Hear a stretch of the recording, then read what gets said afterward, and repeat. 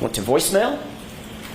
I'm not sure. All I can tell you is I never spoke to my sister Nicole that morning prior to waking her up. So after that, I also want to point out some weird things about this whole situation that I just think is interesting. First, I wanted to test this out because the 38 seconds stuck in my head. So I called my boyfriend to see how long it would take to go to voicemail. And it was around, I think, like 35 seconds. So the timing does check out that if Nicole had not answered, then and McCabe just hung up, then that is what happened. But I do think it's really odd that instead of saying, yeah, it went to voicemail, she just doesn't, I don't understand why she can't just be like, yeah, it went to voicemail. That's just a really weird thing to say. I also think it's very odd that, so let's say she calls Nicole, it does go to voicemail, she does not get a hold of her, and she only called Nicole once? That's weird. There's all this commotion going on outside her sister's house. Somebody is missing that never even showed up to the party according to them. And then she eventually goes to wake up her sister after a very considerable amount of time goes by. And she only called her once. That's just very odd to me. Yeah, I mean, the logic doesn't check out. There's just to try to imagine this situation where there's emergency vehicles, there's people screaming, there's a dead body on the lawn. Yeah. And these people, not only that, but their bedroom is the window that's on the very far left of their house. Mm-hmm. So it's literally this entire scene is right in front of their bedroom window. Just there's so much wrong with her answer here. I don't even know where to start because he gives her an out, which is something you'd never want to do in a question. You want your questions to be open-ended. You don't want to ask closed-ended questions because most people will just agree with that. So you're saying the voicemail, like that, him saying, did it go to voicemail? Essentially, he was setting her up for an answer, but then she doesn't even take it. She doesn't even take the softball. It's so weird. She says, I'm not sure. All I can tell you. It's like she's going back to what has to be rehearsed. And so he threw her a soft pitch to essentially answer the question for her. Maybe in her mind, she's like, I didn't practice if I could say that or not. And so she just was like, I'm not sure. All I can tell you is this, because that is what she practiced and that is what she was told to say, or she internally agreed that is what she should say. That's what it sounds like. Yeah, there's a bunch of stuff wrong with this. So another thing that I want to talk about here and mention is that you always want to ask yourself when somebody gives you an answer, is it possible that every word that they said could be literally true and that they still did it? So the example that I usually give is the guy in his house. This is an actual case. The guy says, I was in my house. I heard a gunshot in the kitchen. I ran to my wife to see if she was okay, but she was already dead. When you analyze every word in there, I was in my house, doesn't mean that he wasn't in his kitchen. There's an insinuation there. Yeah. So he could have very well been in his kitchen. And then I heard the gunshot. Yeah, if he was in the kitchen, he would have heard that gunshot. And I ran to my wife. Okay, he ran to his wife to see if she was okay, to see if she was still breathing, and she was already dead. There's nothing in there that actually excludes him from that sentence, but we understand insinuation. We follow the insinuated words more than we follow the literal words. Mm-hmm. And so what she says here is, I never spoke to my sister that morning prior to waking her up. Mm-hmm. So that could very well have been that phone call, because the insinuation is that she didn't talk to her until later when she went into the bedroom. But if she woke her up with that phone call, or she could have even woken her up before. Well, what I was thinking is, what if Brian answered the phone call? That's still telling, right? That's still telling the truth. Maybe Nicole didn't answer it. Yeah, absolutely. So there's so much stuff that's wrong with this question. I mean, and the reason why we have 500 things to look at right now is because she didn't just answer the question. Yeah. So if he said, did it go to voicemail? She should have said, no, it didn't go to voicemail, or whatever actually happened. Yeah. And I want to circle back to, because I just want to close the loop there. So in the example you gave, that man shot his wife is what you're saying. And so he answered everything truthfully. And this kind of goes back to being deceptive through using the truth.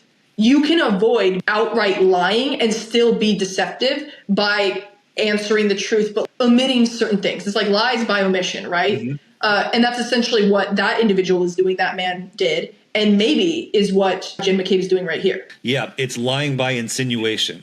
So if somebody insinuates something, but the literal meaning of the words means something different, that's a lie. And there's a reason why I differentiate between lie detection and deception detection, because a lot of deception is using truthful statements in a deceptive way. Yeah. Like you've been talking about. Yeah. Yeah. And that's a very important thing to take into consideration, that difference there, because, well, I also think that's important to take into consideration because if you are ever in a situation where somebody is being deceptive and you call them a liar, they will very deceptively say, I'm not a liar, because they're actually being deceptive and nothing they said was an actual lie. And they will cleverly dance around that. So just a note, if you are dealing with somebody who is being deceptive, the words you choose are very important because they will find ways to get around that to make them seem like they are telling the truth or not lying. Because technically they may not be lying. They're just being deceptive. Exactly. Yeah. That's why your questions matter so much. This next part is really interesting. And I saw some comments like, ooh, I want you to go over this and all that. It's so cool. It's good. So this is part of the McCabe's testimony and it's blowing up right now. Like I said, she really inserts some added information or word choice that makes her look pretty bad. And Attorney Jackson really, he narrows in on that. You know, he's not going to let up on it. Here's the context. She did not mention she called her sister, Nicole Albert, when she was initially questioned on who she called the morning they found O'Keefe's body. And then months later, in front of a grand jury, she also omitted this information. So that's big. Attorney Jackson spends a lot of time grilling her on this because he knows it looks suspicious. So here's the clip, and it shows part of that grilling and her very important response. And at that grand jury, you also left out the fact that you contacted your sister, correct? There's nothing nefarious. I remembered who I called. I didn't go back and look at phone records. I didn't say it was nefarious. Why would you use the word nefarious? Because there's nothing about me calling my sister that is nefarious, and I feel like you're insinuating it might be, and it's not. Did you use that word because it sounds nefarious? No, I just used the word because I think that's how you're trying to portray something. I can almost see the oh shit in her eyes. Yeah. So, and we see a lot of eye shielding here, which we also discussed in our first day 7 video. So everything is pointing to the call as being very important, which Jen McCabe is really trying to make us believe, or the jury believe, that it is not important. And I'll also say, though, she does look very exhausted here. She looks just pretty beaten down. And when you're going through a trial like that and you have opposition and adversarial attorney across from you and they're questioning you and all of that, it can get very exhausting. So I want to point that out. She looks very tired, but she really wants people to know that this call was not a big deal. And she mentions nefariousness. And Attorney Jackson has questioned her in many different situations on many different topics that implies that she is nefarious. But she chooses this opportunity to say, no, it's not nefarious, which only further makes me question this whole situation and makes me think this question actually is very important. And so why does she now decide to use the word nefarious? Of all the other nefarious things that are going on here, this is the time she decides to use it. Why is that the case? Or why does she now decide to point out that Attorney Jackson is implying these bad actions on her part? Because again, Attorney Jackson has been implying bad actions from the very beginning. Yeah. So this was a huge mistake on her part. And she realizes it. Like you see that realization in her face. Yeah. Now, what I talk about here is you can't say something that you're not thinking about. And it's such a basic concept. But if you're not thinking about something, you can't say it. And so if somebody says it, and that's exactly what his second follow-up question is, well, why'd you say that? You have to be thinking about that if you're saying that. And that is such a bad word to accidentally say because everyone loves that word. I don't know. I love that word too. It's such a good word. It's like, it's the perfect word to use. It is nefarious seeming. It sounds nefarious. And so for her to use it, I was like, first of all, where did this vocab come from? Because you weren't using any big, cool words at any point in this testimony, and suddenly you pull out the dictionary. Yeah, so she can't say it if she's not thinking it. So she had to have been thinking that. And the fact that he keyed in on that put her into a corner. And I was very entertained watching that part because she just had to claw her way out of that. It basically just boils down to you can't say something you're not thinking about. So that was exactly what she was thinking about. Yeah. She just blurted it. And Attorney Jackson did such a good job like going in on that and being like, obviously that's super off script. He had no idea that she was going to say that. Yeah. And so applause to him taking that opportunity to really drill that in because she gave him a great opportunity to highlight the situation to the jurors without having to do it himself, right? Because he's not really in a situation where he can just like insert his own story into it. He's just asking questions. But if she gives it to him, like, that's great. What she does there is a tactic, and on the following questions, not the original answer. But once she gets backed into a corner, she begins to attack him. And that is another way of not answering questions, is I think you're trying to insinuate this. So if you, in your personal life, if you ask a tough question and you find that you're getting angry, it's because they're pushing your buttons. They're purposefully getting you off of the question by changing your emotional state, by making you defensive or angry. Or once a person gets emotional, it's impossible for them to remember the question they asked. And the act of defending yourself always seems to trump everything else. Once you get backed into a corner, it's like you have to fight back. And everybody knows this, especially people like Jen McCabe, who utilize this tactic. And so if you ever find yourself in that situation where you're getting emotionally invested all of a sudden into defending yourself when you're the one that's asking the hard questions, you got to stop, just reboot. You got to stop, say, I don't have to defend myself here in your head, and then go back and ask the question again, because you can't allow yourself to get derailed, which is it's a tactic. That's what she's doing here. Yeah, I'm actually so glad you brought that up, because that is so true. When you ask a question that makes someone uncomfortable and they might slip, and they're being deceptive, they will flip it around on you and they will throw it back in your face. And they'll say, you're insinuating this. And then they put you on defense, and then you're no longer the one asking questions. You aren't in a position of power anymore or control. And if you don't stop and essentially reboot, like you said, you can go down a whole avenue where suddenly you're the one that's defending yourself and you're the one in trouble. And it's like, wait, how did we get here? But that is a tactic that people use all the time in situations of deception. And it's why we need to be so aware of how this applies to real life. And you got to pause for a second and say, hold up, I'm the one asking questions. Yeah, exactly. Yeah. And this is just between you and me. When I was younger, when I was in high school, before I went into the military, I was naturally very gifted at knowing people's personalities and what would push their buttons. I could make somebody angry right away, or I could diffuse a situation right away. And that was one of my go-tos when I was lying, is if somebody got me into a situation and asked me a tough question, I would just push their buttons and they'd blow up, and then now they're defending themselves, and then I'd just maneuver the conversation away from that and get out of the situation. So that's something I recognize pretty well. You're like, I recognize that because I've done it. Yeah. Once I learned all this stuff, I had a complete reset of my personality. I was like, you know what? This is so, I now look at all of this stuff as being a lower level of a personality. And so I had to raise myself above that, but I can still look back and admit, I was particularly good at that. Well, that's just part of growth as a human being, right? I can look back on times when I was in high school or even in my earlier 20s. And, I think a lot of times too, people are deceptive without even intention. They don't even realize they're really doing it. It's just a defense mechanism.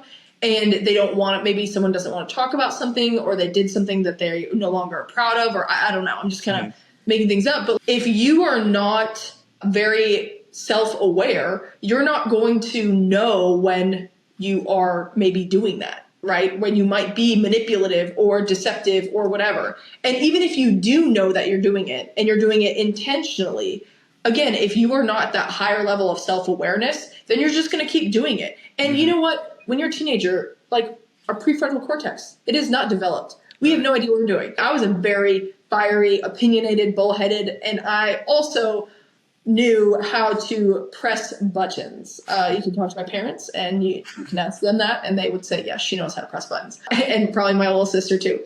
So I don't think I was maybe as clever about it, but I knew how to get people pissed. Yeah, it's a useful skill sometimes, but... Yeah, when you can justify it. So now we're going to move on to some general questions that I just kind of have because I was thinking about them while I was watching your videos. So first of all, you mentioned you have a different kind of terms that you use, you have vocab, and I would like you to explain the difference between them and give me kind of definitions. So I would like you to explain the difference between an indicator of sensitivity an indicator of deception, and a deception tag. And then also how you upgrade from one category to the next. Okay. So these are all just like I just made these up. So Yeah. it's not like I learned these somewhere. So the way I use them is an indicator of sensitivity means that you're not jumping straight into the truth. So there's something about what you're saying that gives you anxiety. So it makes you sensitive. Now, how that plays out is there could be something else that you're hiding. Did you kill this person last night at 7:00 in front of your apartment? And you're thinking, damn, my alibi is my mistress. So I don't want to talk about that. Yeah. So now you're giving indicators of deception, which is going to start out as indicators of sensitivity. It's going to look like you're not answering truthfully. So when I see indicators in the beginning, I try to figure out the pattern. Deception detection is all about pattern recognition. So I try to call everything a indicator of sensitivity until I have knowledge that it actually means something else through pattern recognition.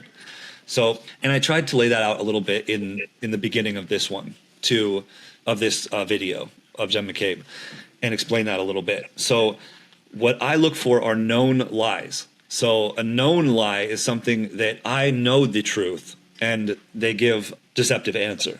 Now that can happen a couple of ways. Either I have evidence or I have not prior knowledge or they admit to it. Like Jen McCabe, there's this pattern going through here where she denies something 5 or 6 times and then finally she just says, yeah, I did it. Well, to give an example, I believe would be in day 7, where Attorney Jackson's trying to get her to admit that she called 5 different people before the separate enforcement agency showed up. And she's really trying to avoid talking about certain individuals. And it's like, no, there is a total of 5, right? And so I think that would be a good example of her just being deceptive and that being a known lie. Yeah, exactly. So the way I look at a person's deception patterns is like an encryption model on your computer. Mm-hmm. And what I need is the key. So I need to know how you use indicators of sensitivity. Some people will use a certain indicator of sensitivity for deception. Some people will use it just in the way that they talk, or because maybe they feel very negatively about something and so they start using negative statements like didn't or wouldn't or couldn't. So in the beginning, they're all indicators of sensitivity. As I see a known lie, then now I can change those indicators of sensitivity to indicators of deception because I see them use them in deceptive ways. And so once you see that, your brain is going to use the same pattern every time. You're going to use the same words to lie because those are the words that make you feel more comfortable being deceptive. And so once you have that key, you get that encryption key, so to speak, by figuring out those known lies within their statement. Then you can upgrade those indicators of sensitivity to indicators of deception. Mm-hmm. And a deception tag is something that person specifically uses to lie. So it's something that is like their favorite way of walking into a big lie. Sometimes it's going to be something that's not usually a indicator of sensitivity. So it could be something random, but we get that through their baseline. For most people, it is an indicator of deception that just becomes a deception tag. Once it's a deception tag, then I don't have to think about it. I can just Control F on my computer and find it. And then every time you see that, it's going to be attached to a lie. Yeah, that makes sense. Can you think of a deception tag that McCabe uses? What is one of her deception tags? She uses incorrect. Yeah. Like that is one of her deception tags from the first trial, and she doesn't use it a whole lot in this one. But yeah, guess she was coached out of it. Yeah. And then, but another one is, I don't remember exactly. She uses that phrase. If you go through here and you just Control F, you'll see that phrase like 20 times. It's just her pacifier. Yeah, that's her unique deception tag. Yep. That's exactly, a deception tag is unique to that individual. So now we are going to move on to the question and answer aspect of it, where we have individuals who commented and they asked questions. I'm including questions that individuals tagged me in, but I'm also including questions that I just read through my comments on my videos and yours as well. And also some actually that were in the chat during the premiere of the Q&A for day 7 pre-lunch. So we were both in that chat and we got to talk to some people. It was really fun. and they had some good questions, so I want to include them in here. Mike and M9077 asked, would it be advantageous to have called out the laughter at the moment that Jen McCabe was laughing? So essentially, should you call it out or not? And so this is back to what we initially discussed when Jen McCabe laughed at the thought of Robert saying, shut the fuck up to Karen Reed. If it's in your personal life, then yes, 100%, because that is an extremely sensitive. Her brain came to a screeching halt right there. And if that's the point to attack, because at that moment, she's overwhelmed. And when somebody's overwhelmed, it's very difficult for them to get their bearings again. So in court, it depends on how good you are. I don't have experience asking people questions in court. So there's an element of, let me just say, if you were writing a script for a movie, you would always have that, attorney attacking them in that moment because you're going to get fireworks. But in real life, it depends on how quick on your feet the person that laughed was. In this case, I think Jen McCabe would have probably crumbled. I don't think she would have been able to come up with anything witty or snarky or, any sort of a legitimate comeback or anything like that. From a trial perspective, I would love to ask Attorney Jackson, seeing this, would you follow up on that? Because in an interrogation booth, it's different. I'm not playing for a jury there. Once they laughed, then I would be like, what are you laughing about? And then point that out. It looks to me like you're laughing at Karen Reed right here. Like you're laughing at a dead body on the front lawn. And you look over at Carrie Roberts over there. Is that a shared inside joke? Once you air that, you don't know what you're going to get back. And I also think we need to take into consideration the jury. I would say that people, and you found this in your comments, Sergio, they may think that laugh was because she felt awkward or nervous or whatever. If the jury believes that, or someone in the jury believes that, and the attorney decides to go in on that, it's just going to look really bad on the attorney. There's a line that you don't want to cross. So sometimes, in an interrogation situation, you don't have an audience, right? You also don't have the entire nation watching you. You're not on TV. And you're not trying to persuade a jury that you are a good attorney and you're handling this in a professional manner. And so it could be seen as crossing into the unprofessional realm if it looks like he is attacking the witness or he is trying to twist something in a certain light. And so I would guess that, one, you have to be quick on your feet, and two, you have to be very, very sure that laughter really seemed to everyone else like it was inappropriate, because if it doesn't seem like that and you dig in on that and you make implications, it might just blow back on you. And you don't know how McCabe is going to answer, right? She could totally crumble, but maybe she throws it back in your face, right? Like we saw with the nefarious thing. Now, in the nefarious situation, it was so obvious that McCabe should not have said that it was easy for Attorney Jackson to home in on that. But in a laughing situation, it's a little shakier. So I guess that would be my 2 cents in that. Yeah, you don't ever want to make the jury feel sympathy for her. And exactly. That would be my biggest concern. Yeah. So there's a question I read at some point, but I did not know who wrote it. But they said, and this was in a previous video that we discussed. Why is saying someone left an indicator of conflict? So 70% of the time when somebody says they left, it's simply because they're late to go somewhere. But 30% of the time, it means that they're leaving under conflict. Because when you leave somewhere, that's an action. It's not passive. So people will say, after the party, I went home. That's a passive way of saying that. That was just the next logical thing for me to do. Yeah. But if I say I left the party and went home, you can feel there's a difference there. I mean, The first question you want to ask is, why did you leave? Because it gives the feeling of conflict. And so I'm just highlighting what the difference is between an active and a passive way of leaving a place, of removing yourself from a location, because leaving is the same as left. Yeah, you're focusing on the removal. Whereas if you're going to say, I went home, I went to the next bar, I went to the grocery store, you are saying, I'm actively moving to this next place. The focus is on where you're going, not the place you left. But when you say, I left something, the focus is on the place you left. And suddenly that is a little more, there's a little more tension there, because why are you focused on the fact that you left? No one cares that you left. We care about where you're going. But if you say you left, suddenly we care about why you might have left, Yeah. And usually that focus on that place is due to conflict. Yeah. but 70% of the time it's because you're late. So if you say, I left to go to work at 4:05, I am automatically going to assume that you were probably supposed to be at work at 4. Yeah, that makes sense. Yeah. And that's still like to a degree a little conflict. Like there's some conflict there, right? It's not a happy situation. We're not happy about this, right? No one wants to be late. Yeah, that's a great observation. Yeah, it's still conflict. It's just explained as being late. Exactly. Okay, so here's another question. It was asked in the chat during the premiere of the last Q&A.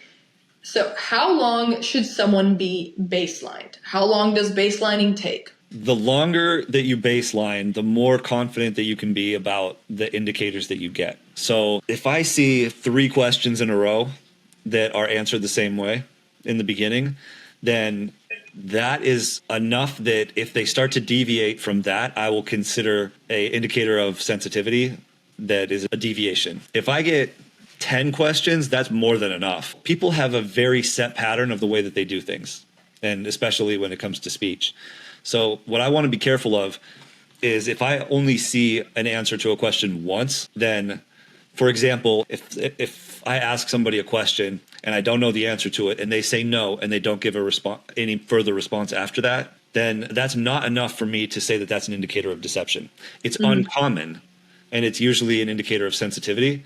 But I would need to see either a known lie attached to that or how they respond to at least 3 questions that they say no and don't give a further explanation, because you want to get a feel for what their pattern is.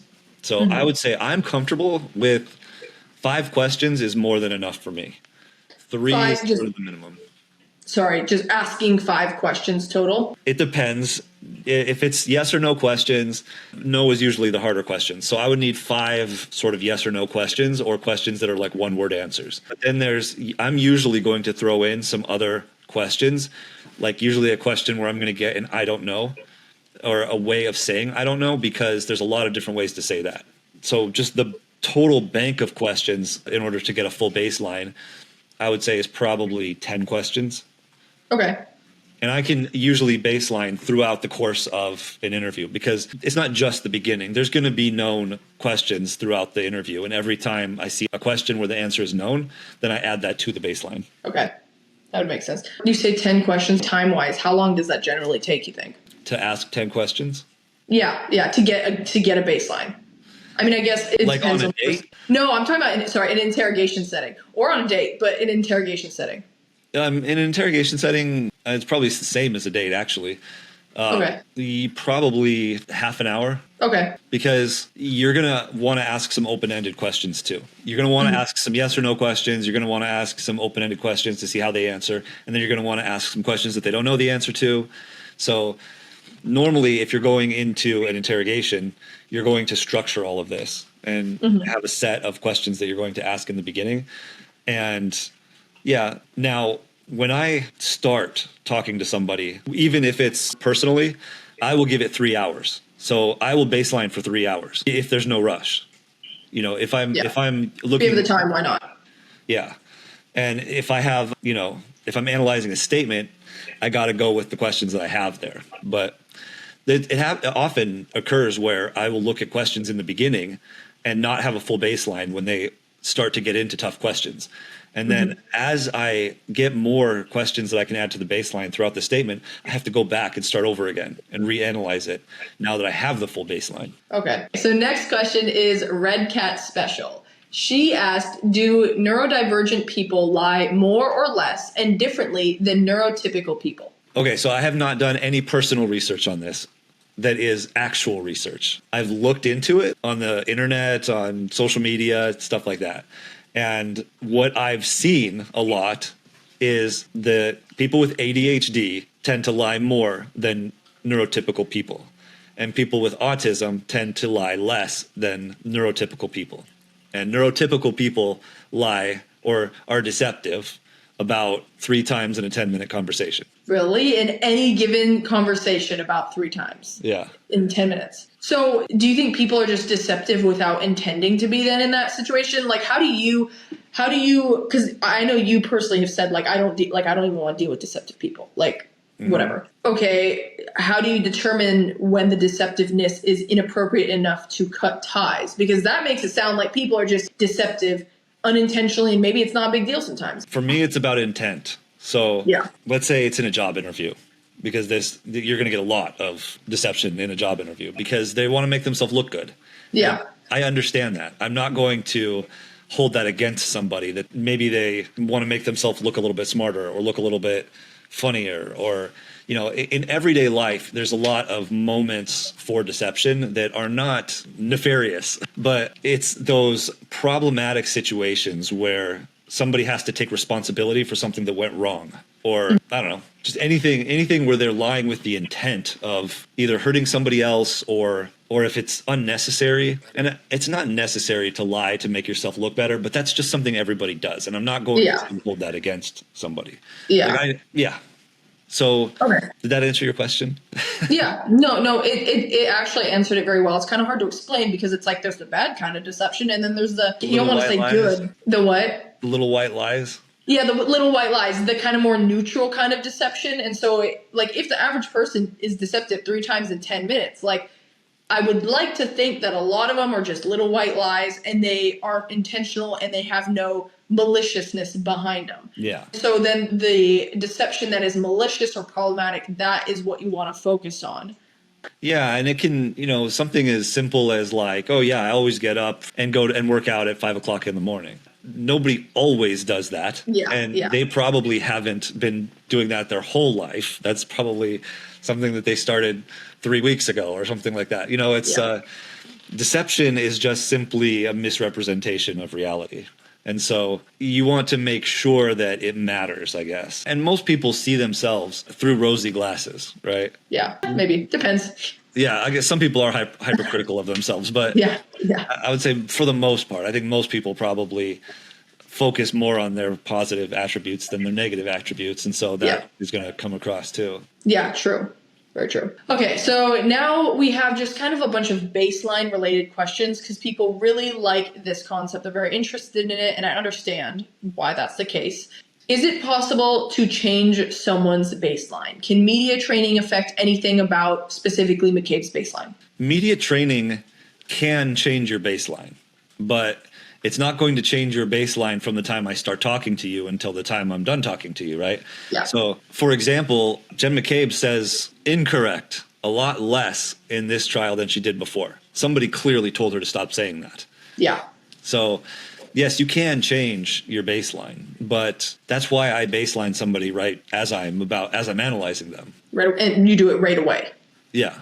Yeah, that makes sense. I probably have gotten lazy about just baselining everybody that I meet because I feel very comfortable with if a situation comes up that I would be able to baseline and, handle the issue all in the same sitting. Yeah. Yeah. I don't like to baseline people because it feels like I'm treating them like they're not a human being. It feels like work to me. Yeah. I mean, that makes sense. It's almost like it's not an experiment, but like a study. It's like a study. You are studying them and you're coming to conclusions. It's an analysis. So that does make sense. But it also is very important. Okay, so another baseline question is, how can we learn to get someone's baseline when people are so different? And so I'm assuming people are different from each other. This assumption is probably that there is a single kind of baseline. And so that seems what that question is getting at. So how would you answer that? I think the reason why I see this question a lot is because of the way that other deception detection experts do deception detection. They don't talk about a baseline. They act like baseline is universal, and it's not universal. So it gives the public a misperception that all deception detection experts have this deep understanding of this universal baseline. And while it's true that there are a lot of commonalities, the same way that there's like a pool of deception indicators, there's also a pool of ways of being truthful. So when you baseline somebody, you have to learn how somebody presents the truth. And it's going to be from this pool. Like, they're not going to be truthful in a way that's completely different than everybody else. And then it's the same thing with deception. There's a pool of indicators when people are deceptive, they're going to use something from that pool, but it's not everybody's going to use the same indicators. Now, there are some things that are universal, like when somebody just doesn't answer your question and it's a difficult question, that's universal. There's only one reason that they won't answer your question, and that's because the answer it's not good for them. So, and then as far as like for being truthful, the one really universal thing is saying, I didn't do it. If somebody says, I didn't do it, they didn't do it. Like that's a pretty universal way of being truthful. Yeah. Okay. So it's kind of like a Venn diagram, essentially. There are some overlap. There are things that are universal. There is an overall pool that you can choose from, but it's going to be different depending on the individual. Yeah. Okay. And then, you always have to be aware that there's going to be some weird traits. Someone might just do something completely out of the blue. Yeah. And when they lie and use a term that's not really an indicator of deception, that just becomes a deception tag for them. Yeah. Next question is Brian Cobier, 3549. He asks, does the constant looking to the jury show any deception? Or the overly blinking and constant head movement, does it give any clue to the truthfulness or not? Okay, so there's a couple of things that you have to be aware of. So first off, you got to baseline them. So you got to know what the person does normally. Now, that's something that is probably an element of coaching too. Mm-hmm. So if I don't know if she was coached to do that, then I can't really factor that in. The only thing I can do is try and look for a pattern where does she look like, so if I was going to utilize that as a deception indicator, then what I would do is I would go and I'd pull every single question where she looks at the jury, because she doesn't always do that. And then I would look for similarities between those answers. So let's say she uses one specific indicator of deception every time that she looks at the jury. Then that would link the looking at the jury with that indicator of deception. Mm-hmm. However, like you pointed out in the last video, she apologizes at particular times. And that, while she always apologizes in the middle of being deceptive, that doesn't tie to any certain type of deception. So it's tough to say, and that's why I don't use that, because it would be a lot of work for me to figure out if that was an indicator, and I have a lot of other indicators to use. But it absolutely can be, but in this circumstance, I don't know if it is. Yeah. And it's interesting because I would say from her perspective, I would guess that she is going to think that looking over at the jury is making her look more truthful. Mm-hmm. Because it's creating a kind of connection with individuals. I'm talking to you like a person, right? We're connecting. Here are my eyes. Here's my face, all of that. It is personalizing her. And so my assumption would be that, yeah, she's doing it to try and seem less deceptive. But does that mean that she's being deceptive? No, because I would advise any witness on the witness stand, whether they are a truthful person or not, to look at the jury, because you want to create that kind of connection with the jury. So yeah, trying to connect that with actual deception. And as you said, when there are all these other tags you can look at or all the other indicators when it comes to her verbiage, why pay attention to whether she's looking over or how many times she's blinking, right? Yeah. I specifically tried to avoid things that could be confused with something else, like coaching. Yeah, and it would be looking over at the jury would be coaching. You are probably going to be coached to look over at the jury. So this is the final question, and this is my question, but I saw some comments that were mentioned. So I have read that many psychologists and scientists think there's little basis for the validity of polygraph testing. And you've mentioned polygraph testing, and so it also depends on the state. Some states, you're allowed to admit a polygraph test to the court. Some, you're definitely not. Others are like, okay, under certain situations. So my question is, what are your thoughts on polygraph testing? Well, that is polygraph testing can be anything, because it depends completely on the polygrapher. So all polygraph testing does is it tests your body's reaction to, when you say something. So there's a few problems with polygraph.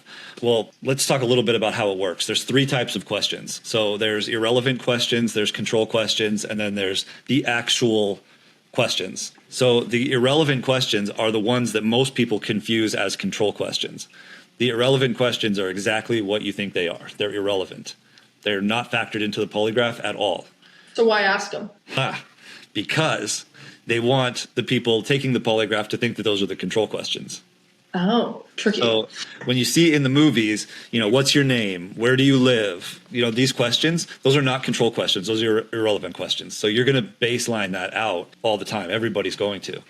So there's a subset of questions that are difficult to answer, but they're not things that are going to disqualify you from whatever reason why you're taking the polygraph. And those questions are going to get a certain reaction. So now there's two different types of polygraphs. There's polygraphs for did you murder somebody? And then there's screening polygraphs for employment. So the other thing that people don't know is that there are parameters that you set on the polygraph. So you have to manually mark whether somebody goes +1, -1, or +2, -2. You have to manually put in there what's deception. And so they'll ask questions. Like one of the questions that I used to, when I was in the polygraph training at the school, we had to polygraph trainees. It's at Fort Jackson, the polygraph course. So they would take basic trainees who were not in basic training because they were either hurt or something like that, or they were on special duty, and they would come and get polygraphed. So you use them as subjects? Yeah. Yeah.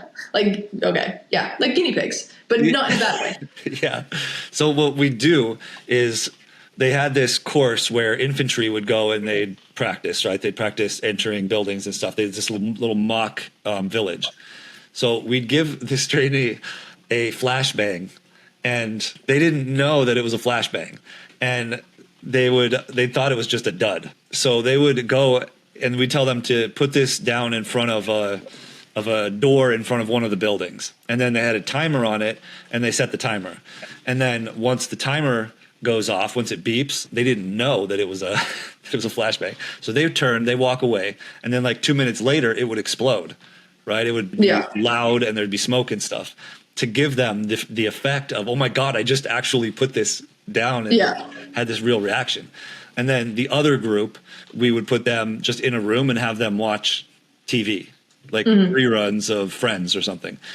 And then we'd bring them in and polygraph them. Or did you set a explosive device down in front of a building earlier today?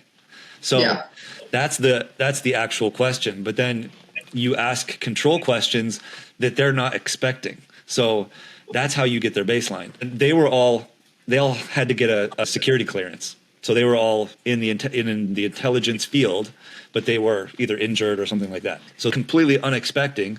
They'd come in there and I'd say, so the first question is, well, I'd ask the irrelevant questions, and then I'd say, are you an honest person? And they'd give me their answer, yeah, of course. And then I'd say, okay, in order to get a security clearance, you have to be considered an honest person. We can't have people running around here with security clearances who are not honest people. So I'm not talking about when you were 3 years old, did you tell your mom a little white lie? I'm talking about something a little more serious than that. So do you consider yourself to be an honest person? So that puts them under an actual real amount of stress. You tell them that if they say no, or they know that if they say no? I tell them that they have to say yes to this question, that they're an honest person. They can't say no, that they're not an honest person. Mm-hmm. Okay. And then that question is in their mind of, oh my gosh, I know I've lied. I lied to my girlfriend. I have lied to my mom. I snuck out of the house. I didn't tell her that. And so they're panicking. And then they get to this point and they're like, are you an honest person? And they say yes. And they get a blip on the thing. But that blip is going to be smaller than the blip of the big lie. Mm-hmm. So their baseline is how much they blip when they're thinking about something that's not that important. Okay. And then when they get to the hard question, did you put the explosive device down next to that building? That is so imprinted on their mind that their spike is going to go up higher than their control. Okay. Interesting. Yeah. So now that you know all of that, there's ways that polygraphers can manipulate that, and there's ways that they can just be really bad at it. If they don't ask control questions right, they're either going to get no reaction from those control questions, and if the control questions come out the same as the irrelevant questions, then you can't use the polygraph. It comes back inconclusive. Yeah. And if your control questions spike super high, then you can't compare those to the actual lie. And so how good the polygrapher is at their job, it just depends on the person. So there's too much variability in the way that the questions are asked. Then the other thing is that you have to sort of arbitrarily draw these lines of what they consider the cutoff for deception to be. I used the polygraph when I was deployed because there were certain questions that the detainees had to answer in order for me to be able to release them from the facility, right? I would go through this whole process of getting them to trust me. I'd flip them.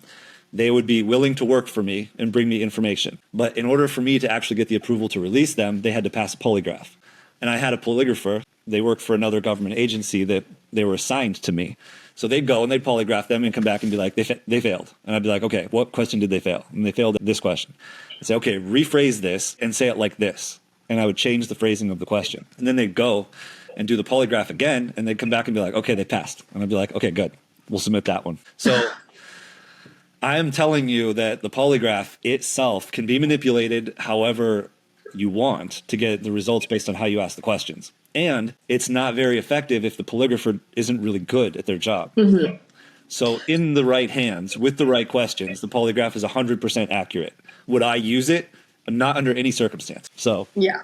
You've mentioned it in some videos. I think the most recent one you actually mentioned it just offhandedly. I've always wondered about the polygraph because it's talked about obviously in law school because it's inadmissible in most cases and it's just very contentious. So I was like, I think actually this would be a really good question to ask you. Okay, so those are all the questions that we have for now. We're going to continue to do the Karen Reed trial. We plan on doing a post-lunch one as well. Stay tuned as we continue to analyze this and discuss the various deception techniques that are being used in Karen Reed's trial and specifically in McCabe's testimony. So we will see you next time. Anything else you want to say, Sergio? No, see you next time. And just don't believe everything everyone tells you. Exactly. Now practice baselining your dates. Joking. Don't do that. Okay. Well, we'll see you guys later. Bye.